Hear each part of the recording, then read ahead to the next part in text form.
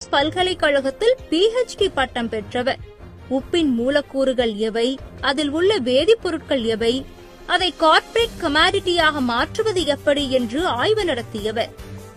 மேலும் அவர் சிதம்பரம் அண்ணாமலை பல்கலைக்கழகத்தில் post doctorate படிப்பை முடித்தவர். இந்திய உணவின் உப்பின் பங்கு என்ன என்பது குறித்து ஆராய்ச்சியை தொடர்ந்தவர்.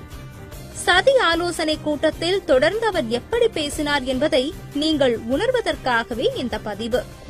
இந்தியர்கள் சாதாரணமாக நோய் வந்து பாயில் படுக்க மாட்டார்கள். காலம் காலமாக திணை, சாமை, வரகு, கேழ்வரகு, பனிவரகு, குதிரைவாலி போன்ற சிறு தானியங்களையும் கடலைக்காய், தேங்காய் போன்றவற்றையும் உண்டு நோய் எதிர்ப்பு சக்தி உடையவர்களாய் இருக்கின்றார்கள். வடிகஞ்சியும் பழைய சோறும் அவர்களுடைய உடல் நலத்தை காத்து நின்றன. அவ்வாறு இருந்தவர்களை சிறிது சிறிதாக விளம்பரங்கள் மூலமாகவும் பணத்திற்காக எதை வேண்டுமானாலும் செய்யும் விளம்பர நடிகர்களை கொண்டும் இப்போது அவர்களுடைய பாரம்பரிய உணவு கலாச்சாரத்தை மாற்றியமைத்து விட்டோம். கடலைக்காய், தேங்காய் ஆகியவற்றில் கொழுப்பு அதிகமாக உள்ளது என்று கூறி ஓர் புரளையை கிளப்பிவிட்டோம் என்று பேசினார். மேலும் பாரம்பரிய கடலை உருண்டைகளையும் பொறி உருண்டைகளும் இஞ்சி முரப்பாக்களும் காணாமல் போய்விட்டன. வெள்ளப்பாகு கலந்து செய்யப்பட்ட புளிப்பு மிட்டாய்களும் ஆரஞ்சு மிட்டாய்களும் போன இடம் தெரியவில்லை. உப்பும் மசாலாவும் கொட்டி செய்யப்பட்ட நொறுக்கு தீனிகளை இந்த கால குழந்தைகள் விரும்பி தின்கின்றனர். ஓர் 5 ஆண்டு திட்டத்தை வகுத்துக் கொள்வோம். அதற்குள் இந்தியர்கள் 3/4 பேர்களை சிறுநீரக மற்றும் இதய நோயாளிகளாக மாற்றி விடுவோம். அப்படி மாற்றுவதால் நமக்கென்ன நன்மை? ஒரு பண முதலை கேட்டது. ஊருக்கு ஊர் பல டயாலிசிஸ் சென்டர்களை வைத்து விடுவோம். இனி 10 வயது சிறுவர்கள் கூட காலையில் 1 மணி நேரம் டயாலிசிஸ் செய்து கொண்டுதான் பள்ளிக்கு செல்ல வேண்டும். நாம் சதித்திட்டம் நிச்சயம் வெற்றியடையும். அது வெற்றியடைந்தால் இந்தியாவில் 20 வயதிற்கு மேற்பட்ட அனைவரும் இதய நோயாளிகளாகவே இருப்பர். அவர்கள் அனைவரும் இரத்த அழுத்த மாத்திரைகளை 3 வேளையும் உணவு மாதிரி உண்டே ஆக வேண்டும்.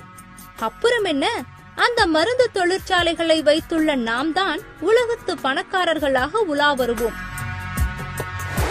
அருமை அருமை, அந்த சதித்திட்டம் என்ன என்று இன்னொருவர் கேட்க, உங்கள் உப்பில் அயோடின் உள்ளதா? எங்கள் டேபிள் சால்ட் அயோடின் நிறைந்தது என்றும் இதுதான் தேசத்தின் உப்பு என்றும் ஒவ்வொரு தொலைக்காட்சி அலைவரிசையிலும் பெரிய பெரிய சமையல் ஜாம்பவான்களை கொண்டு தயாரிக்கப்பட்ட உப்பு தூள் விளம்பரங்கள் செய்து பழகினால் மட்டும் போதும், இந்தியா என்றுமே நமக்கு அடிமை என்று உரையை முடித்தார். இப்போது உணருங்கள், ஏன் சிறுவர்களை வைத்து விளம்பரங்கள் ஒரு நாளைக்கு 100 முறை வந்து கொண்டிருக்கின்றன? குழந்தைகள் அடம் பிடித்து ஆபத்தை விலை கொடுத்து வாங்கும் சூழலை உருவாக்கி உள்ளனர் என்பதை உணருங்கள். எந்த வீட்டிலும் இப்போது உப்பு ஜாடி இல்லை, உப்பு பானை இல்லை. உப்புத்தூள் பாக்கெட்டுகளில் அடைக்கப்பட்டு உபயோகத்திற்கு வந்துவிட்டன. கல்லுப்பின் பயன்பாடு அறவே நின்றுவிட்டது. சரியாக 5 ஆண்டுகளில் அவர்களுடைய சதித்திட்டம் இந்தியாவில் வெற்றியடைந்து விட்டது. பெரிய நகரங்களில் விண்ணை தொடும் கார்ப்பரேட் மருத்துவமனைகள் பெருகிவிட்டன. இந்த ஆட்கொல்லி அயோடின் உப்புக்கு எதிராக குரல் கொடுக்க ஒரு 100 இளைஞர்கள் சென்னை செயின்ட் ஜார்ஜ் கோட்டைக்கு முன் திரண்டார்கள். மெகாபோனை தன் வாயின் முன் பிடித்துக் கொண்டு வேகாத வெயிலில் நின்றபடி ஓர் இளைஞன் உரத்த குரலில் பேசினார். பொதுமக்களே, நீங்கள் உப்பு போட்டுத்தான் சோறு தின்கிறீர்களா? நம் பாட்டனும் பூட்டனும் கல்லுப்பைத்தானே பயன்படுத்தினார்கள். பிரஸ் சயனட் என்னும் மெல்ல கொல்லும் நச்சு பொருள் உப்புத்தூளில் கலந்து விற்கப்படுவது உங்களுக்கு தெரியுமா? ஒரு குண்டூசி முனைகளவு சயனட் வயிற்றுக்குள் இல்லை வாயுக்குள் போனாலே அடுத்த நொடியில் இறக்க நேரிடும் என்பது உங்களுக்கு தெரியுமா? நாம் வாங்கும் பொடி உப்பு படு வெள்ளையாக இருப்பதற்காக அலுமினியம் சார்ந்த ஒரு வேதிப்பொருளை அதில் கலக்குகிறார்கள். அது சிவப்பு கம்பளம் விரித்து புற்றுநோயை வரவேற்கும். 2020 இந்தியாவை வளர்ந்த நாடாக்க வேண்டும் என அப்துல் கலாம் முயற்சி மேற்கொண்டார். ஆனால் மேலை நாட்டு மருந்து முதலாளிகள் நம் நாட்டை ஒரு தளர்ந்த நாடாக்க வேண்டும் என்பதில் குறியாக உள்ளார்கள். அதற்கு அவர்கள் கையில் எடுத்துக்கொண்ட ஆயுதம்தான் இந்த அயோடின் உப்பு. ஒரு 30 ஆண்டுகளுக்கு முன் பள்ளியில் படிக்கும் சிறுவர்கள் பார்க்க அவ்வளவு அழகாக இருப்பார்கள் தெரியுமா?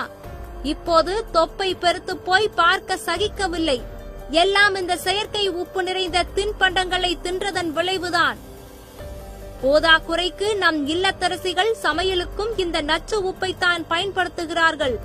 கடலுக்கு அருகில் இருக்கும் உப்பளங்கள் மூலம் இயற்கையாக கிடைக்கும் கல்லுப்பில் உடலுக்கு தேவையான அனைத்து தாது உப்புகளும் உரிய விகிதத்தில் உள்ளன. இந்த கல்லுப்பை அப்படியே பயன்படுத்திய தலைமுறையினருக்கு இதய நோய் வந்ததா, சர்க்கரை நோய் வந்ததா, சிறுநீரக கோளாறுதான் வந்ததா? உடல் பருமன் நோய் என்பது அவர்கள் அறியாத ஒன்று. போதிய விழிப்புணர்வு இல்லாததால் பணக்கார நோய்களை ஏழைகளும் நடுத்தட்டு மக்களும் விலை கொடுத்து வாங்குகிறார்கள். சுற்றி நின்றவர்கள் பலத்த கரவொலியோடு